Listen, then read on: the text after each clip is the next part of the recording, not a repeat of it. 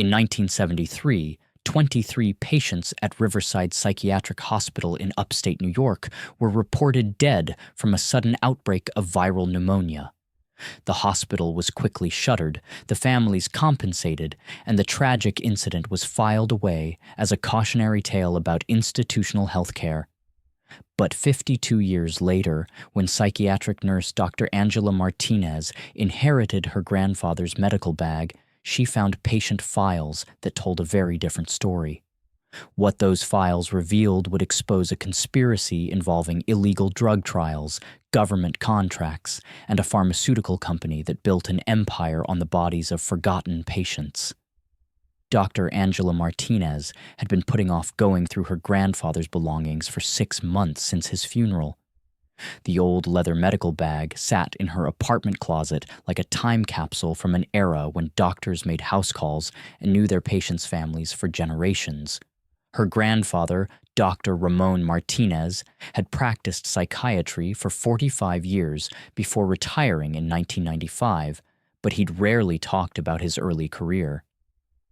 Angela was a psychiatric nurse at Mount Sinai Hospital in Manhattan, working the night shift in the emergency psychiatric unit. She'd seen enough mental health crises to understand why her grandfather might have wanted to forget some of his experiences. But on a quiet Sunday afternoon, Angela finally opened the medical bag that had sat untouched since her grandfather's death. Inside were the expected items: an old stethoscope, prescription pads from the 1980s, reading glasses worn smooth by decades of use. But at the bottom of the bag, wrapped in oilcloth and tied with string, was a manila envelope marked "Riverside Do Not Destroy" in her grandfather's careful handwriting. Angela's hands trembled as she untied the string. Riverside Psychiatric Hospital had been closed since 1973, before she was born. Her grandfather had never mentioned working there. But as she opened the envelope and saw what was inside, Angela understood why. Patient files. Dozens of them, meticulously documented in her grandfather's handwriting. But these weren't ordinary psychiatric records. Each file contained detailed notes about experimental drug protocols, dosage calculations for substances she'd never heard of, and, most disturbing of all, consent forms that had been signed by court order rather than by the patients themselves. Subject 17. Maria Santos, age 19. Diagnosed anxiety disorder. Protocol LSD 25. Experimental therapy 500 micrograms daily for 14 days. Notes: patient exhibits severe disorientation and auditory hallucinations. Recommend discontinuation. Authorization: Federal Contract PSY 447, Dr. William Crane, Principal Investigator. Angela felt her stomach drop. LSD therapy in the 1970s had been illegal except under extremely limited research conditions. But according to these files, her grandfather had been administering massive doses to patients who couldn't legally consent to experimental treatment. She flipped through more files, each one worse than the last. Teenagers given experimental antipsychotics that caused permanent neurological damage. Elderly patients subjected to sensory deprivation experiments.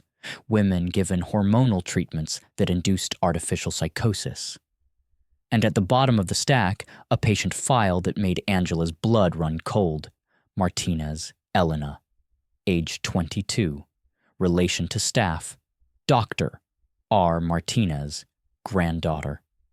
Status: involuntary commitment, March 15th, 1973. Protocol: terminated due to family intervention. Elena Martinez had been Angela's aunt, her grandfather's eldest daughter. According to family stories, Elena had died in a car accident in 1973, but this file suggested something very different. Elena had been a patient at Riverside, subjected to experimental drug protocols, until her father had intervened and somehow gotten her released. Angela's phone rang, startling her. The caller ID showed her mother's number. "Mom," Angela said, her voice shaking. I need to ask you about Aunt Elena. Silence on the other end. Then, why are you asking about Elena? I found some files in Grandpa's medical bag, files that say she was a patient at Riverside Psychiatric Hospital. Her mother's voice went very quiet. Angela, where did you find those files? They were hidden in Grandpa's medical bag. Mom, what really happened to Elena? Another long pause. Your grandfather made me promise never to talk about this. Elena didn't die in a car accident. She had a breakdown in college. Your grandfather thought the hospital could help her. Angela felt pieces clicking together. But they didn't help her, did they? Angela, you need to destroy those files. Whatever you found, burn it and never think about it again. Mom, these files show that Grandpa was experimenting on patients. Illegal drug trials, consent violations, people who died from the treatments. Your grandfather was trying to save those patients, her mother said sharply. The hospital forced him to participate in research he didn't agree with. When he saw what they were doing to Elena, he took her out of the program and spent the rest of his life trying to make up for it. After hanging up, Angela spread the files across her kitchen table and began reading more carefully. What she discovered was a systematic program of illegal drug trials conducted on involuntary psychiatric patients under a federal contract with something called Project MKUltra. The files documented everything: which pharmaceutical companies had provided experimental drugs, which government agencies had funded the research, and which hospital administrators had covered up the deaths when patients died from toxic reactions. But what made Angela's hands shake was reading her grandfather's personal notes, written in the margins of the official reports. Patient 12 died screaming, cannot continue this. Elena shows signs of permanent brain damage. Must find way to stop program without exposing family to retaliation. Dr. Crane threatened consequences if I refuse to continue protocols. Says Elena's release contingent on my cooperation. Trapped. 23 patients dead. Covered up as pneumonia outbreak. Hospital closing to destroy evidence. Taking files as insurance in case someone comes for Elena later. Angela realized her grandfather hadn't been a willing participant in the experiments. He'd been coerced into participation to protect his daughter, then spent 50 years carrying the guilt and hiding evidence that could expose the conspiracy. She picked up her phone and called the New York State Department of Health. I need to report historical patient abuse at a closed psychiatric facility, she told the receptionist. After several transfers, Angela found herself talking to Dr. Rebecca Torres, an investigator with the state's healthcare fraud unit. Dr. Martinez, you said you have evidence of patient abuse from the 1970s. I have documented proof that Riverside Psychiatric Hospital was conducting illegal drug experiments on involuntary patients under a federal contract. 23 patients died from toxic drug reactions, and their deaths were covered up as a pneumonia outbreak. That's a very serious allegation. What kind of documentation do you have? Angela looked at the files spread across her table. Complete patient records, drug protocols, consent forms, death certificates, and correspondence with federal agencies. Dr. Torres was quiet for a moment. Dr. Martinez, Riverside Psychiatric Hospital, was investigated by the state in 1974. We found no evidence of patient abuse or experimental drug trials. Angela felt her pulse quicken. That's impossible. I'm holding the evidence right now. I'm going to need to see those files. Can you bring them to our office tomorrow? After hanging up, Angela realized she was being warned off. But she'd also learned something important. The state's 1974 investigation had been a cover-up, which meant the conspiracy reached into government agencies that were supposed to protect patients. Angela spent the rest of the afternoon researching the 23 patients listed in her grandfather's files. Using genealogy websites and social media, she started tracking down living relatives of the victims. Most of the families had been told their relatives died of pneumonia during a sudden outbreak. They'd been paid modest settlements by the hospital's insurance company and told that cremation was necessary to prevent further spread of infection. Angela found phone numbers for 3 families and started making calls. "Mrs. Patterson, my name is Dr. Angela Martinez. I'm calling about your brother David, who died at Riverside Psychiatric Hospital in 1973. "David?" The elderly woman's voice was confused. "Why are you asking about David after all these years?" "I have reason to believe your brother didn't die from pneumonia. I think he was killed during illegal medical experiments." "Miss, whoever you are, I don't want to talk about this. David's been dead for 50 years. Mrs. Patterson, 22 other patients died the same way. If we can prove what really happened, your family could get justice and compensation." "Justice?" Mrs. Patterson laughed bitterly. "Honey, we tried to get justice in 1973. The hospital's lawyers said if we made any public accusations, they'd release David's psychiatric records to the newspapers. In those days, having a mental illness in the family was shameful, but this wasn't about mental illness. This was about illegal drug experiments." "I know what it was about," Mrs. Patterson said quietly. "David told me during his last visit home, said the doctors were giving him drugs that made him see things that weren't there, made him forget who he was. Said they were using the patients like laboratory rats." Angela felt her pulse quicken. "He told you about the experiments?" "He begged us to get him out of there. Said the other patients were dying from the treatments, said the doctors were lying about what was wrong with them. But we didn't believe him. Mrs. Patterson, would you be willing to go public with what your brother told you?" "At my age?" "What's the point?" "Some of them are still alive. The pharmaceutical companies that provided the drugs are still in business, still making billions from medications that were tested on patients like your brother." Mrs. Patterson was quiet for a long moment. "Let me think about it. Give me your number." By evening, Angela had received callbacks from all 3 families. They were ready to go public with what they knew about the Riverside experiments. Angela's phone rang as she was preparing dinner. The caller ID showed a number she didn't recognize. "Dr. Martinez?" "Yes?" "My name is Dr. Jennifer Walsh. I understand you've been asking questions about Riverside Psychiatric Hospital." Angela felt her chest tighten. "Who told you that?" "Word travels fast in medical communities. I was calling to offer some advice about historical medical research." "What kind of advice?" "The kind that might save your career and your life. Can we meet tomorrow?" Angela hesitated. "Where do you want to meet?" "The coffee shop on East 79th Street near Mount Sinai, 1 o'clock tomorrow afternoon. Come alone and bring the files you found." "How do you know about the files?" "Because I've been waiting 50 years for someone to find them." The coffee shop was crowded when Angela arrived, carrying her grandfather's files in a messenger bag. She spotted Dr.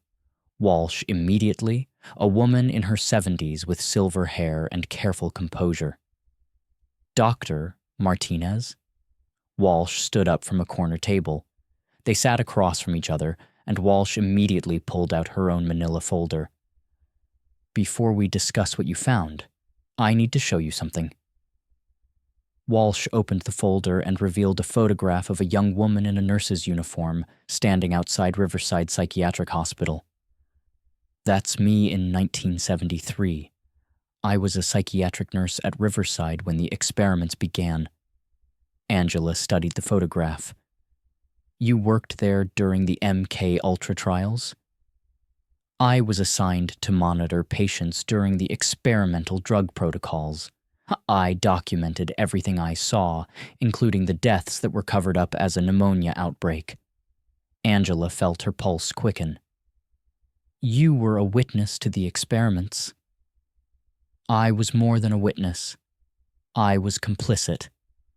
I administered the drugs that killed those patients because I was told it was authorized medical research. Walsh pulled out another document. This is a letter I wrote to the FDA in 1974, reporting the illegal drug trials and requesting an investigation. I never received a response. Why didn't you go to the media? Walsh laughed bitterly. I tried. Everyone I contacted said they'd investigate, but the stories never ran. Then I started receiving threats. What kind of threats? Phone calls saying I'd lose my nursing license, letters saying my family would be hurt if I didn't stop talking about classified medical research. Walsh leaned forward. Dr. Martinez, the people who ordered the Riverside experiments, weren't just hospital administrators. They were federal intelligence agencies conducting illegal human experimentation under the cover of psychiatric treatment. Angela felt pieces clicking together. You're talking about the CIA. The CIA, the Army Medical Research Command, the National Institute of Mental Health. Multiple agencies were funding experimental drug trials at psychiatric hospitals across the country. Walsh pulled out a list of names. These are the principal investigators who designed the experimental protocols. Some are dead, but others went on to have distinguished careers in psychiatry and pharmaceutical research. Angela recognized several names from her nursing education. You're saying these people built their careers on illegal human experimentation? I'm saying they built an entire industry on the bodies of psychiatric patients who couldn't consent to being used as test subjects. Walsh's expression darkened. The drugs that were tested at Riverside became some of the most profitable psychiatric medications in history. Antipsychotics, antidepressants, mood stabilizers, worth hundreds of billions of dollars over the past 50 years. Built on the deaths of 23 patients. Built on the deaths of thousands of patients at dozens of hospitals. Angela opened her messenger bag and showed Walsh her grandfather's files. Walsh examined them, her face growing pale. My God, I never saw documentation this complete. He was protecting my aunt. She was a patient there, and he was forced to participate to get her released. Elena Martinez, Walsh said immediately. I remember her. Your grandfather fought for weeks to get her out of the experimental program. Angela felt tears in her eyes. What happened to her? She was one of the lucky ones. Your grandfather managed to get her discharged before the drugs caused permanent damage. Walsh closed the files carefully. These documents could expose one of the largest medical conspiracies in American history, but they could also get you killed. As if summoned by Walsh's words, Angela noticed two men in suits sitting near the coffee shop's entrance. They weren't drinking coffee. They were watching. Doctor, Walsh, Angela said quietly, I think we're being monitored. Walsh glanced toward the men and nodded grimly. They've been following me for 50 years. What do? We decide whether 23 dead patients deserve justice or whether we're going to let the people who killed them continue profiting from their deaths. Angela's phone rang at 3:17 a.m., jolting her awake. The caller ID showed unknown number. Dr. Martinez? The voice was electronically disguised. Who is this? Someone who knows what you found in your grandfather's medical bag. Someone who wants to give you the same choice we gave him 50 years ago. Angela sat up in bed, her heart pounding. What choice? Walk away from the Riverside investigation, and your family stays safe. Continue trying to expose classified medical research, and you'll discover that psychiatric patients aren't the only people who can have tragic accidents. Are you threatening me? I'm offering you the opportunity to avoid the same fate as Dr. Jennifer Walsh. Angela's blood ran cold. What happened to Doctor? Walsh? Doctor? Walsh suffered a stroke this evening while walking home from your meeting. Very sad. Angela felt sick. They'd killed Dr. Walsh just hours after she'd agreed to help expose the Riverside conspiracy. You murdered her. Dr. Walsh died of natural causes, just like psychiatric patients who receive improper medications sometimes die of natural causes. The implied threat was clear. Angela worked in an emergency psychiatric unit where violence was common and medical accidents could be easily explained. What do you want? We want you to forget about Riverside, destroy the files your grandfather left behind, and continue your career in psychiatric nursing. And if I refuse, then you'll join Dr. Walsh in the obituary section, and the files will disappear anyway. The line went dead. Angela sat in the darkness, understanding that she was facing the same choice her grandfather had confronted 50 years ago: protect her family by staying silent or risk everything to expose medical murder. But unlike her grandfather, Angela had an advantage. The world was different now. Social media could spread information faster than conspiracies could suppress it. Angela made her decision. She was going to upload every file to every platform simultaneously, making it impossible for the conspiracy to stop the information from spreading. Angela called her mother at 4 a.m. Mom, you need to pack a bag and go stay with Aunt Rosa in Los Angeles. Leave right now. Angela, what's wrong? The people who covered up the Riverside murders just killed Dr. Walsh, and they're threatening our family if I don't stay quiet. Then stay quiet. These people have been killing witnesses for 50 years. Mom, 23 patients were murdered. Their families deserve the truth. Your grandfather tried to expose it. Look what it cost him. Grandpa was alone and scared. I have evidence, witnesses, and the internet. They can't silence everyone. Angela began uploading files to YouTube, Twitter, Instagram, TikTok, and every news website that accepted anonymous tips. She created dozens of accounts and started posting documentation with hashtags like #medicalmurder, #Riverside conspiracy, and #psychiatric experiments. Within hours, the story was spreading across social media faster than any conspiracy could contain it. Medical professionals were sharing the files, patients' rights advocates were amplifying the story, and journalists were picking up the thread. By noon, Angela's phone was ringing constantly with interview requests. The Riverside conspiracy was becoming the biggest medical scandal in decades. Angela's first interview was with Rachel Johnson from 60 Minutes. Dr. Martinez, these are incredibly serious allegations. You're claiming that respected figures in psychiatric medicine participated in illegal human experimentation. I'm not claiming it, I'm documenting it. Every patient record, every drug protocol, every death certificate is authenticated by my grandfather's signatures. Why should viewers believe that your grandfather's files are genuine? Because the files contain information that matches federal contracts that have been declassified under the Freedom of Information Act. The Project MKUltra documents released by the CIA specifically mention Riverside as a research site. You're saying the federal government has already admitted that illegal experiments took place at Riverside?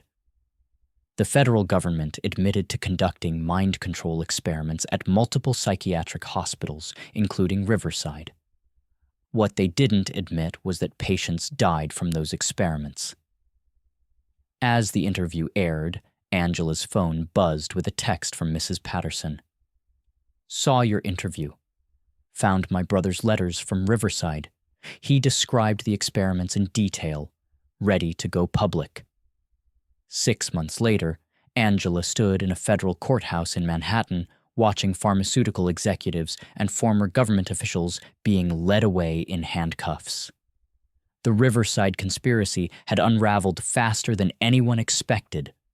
Angela's social media campaign had prompted congressional hearings, FBI investigations, and civil lawsuits that exposed decades of illegal human experimentation. Dr. William Crane, the principal investigator of the Riverside experiments, was facing federal charges for murder and conspiracy. The pharmaceutical companies were paying billions in settlements to victims' families. Congress had passed the Psychiatric Patients' Rights Act, requiring informed consent for all experimental treatments and establishing oversight mechanisms to prevent future abuse. Angela's phone buzzed with a text from her mother. "Watching the news. Your grandfather would be proud." Angela smiled, thinking about the letter her grandfather had hidden with his files. He'd asked her to do what he couldn't: tell the world what happened to those 23 patients and get justice for their families. Mission accomplished. As Angela emerged from the courthouse into the Manhattan sunlight, she realized her work was far from over. The Riverside hearings had revealed that illegal medical experimentation was still occurring at other institutions. Somewhere in America, there were probably other hospital employees documenting medical abuse, waiting for someone brave enough to expose the truth. Angela Martinez was ready to help them find the courage her grandfather had never found. The fight for medical justice never ended. But thanks to 23 psychiatric patients who had died trying to protect future victims, that fight was now being waged in the light instead of the shadows.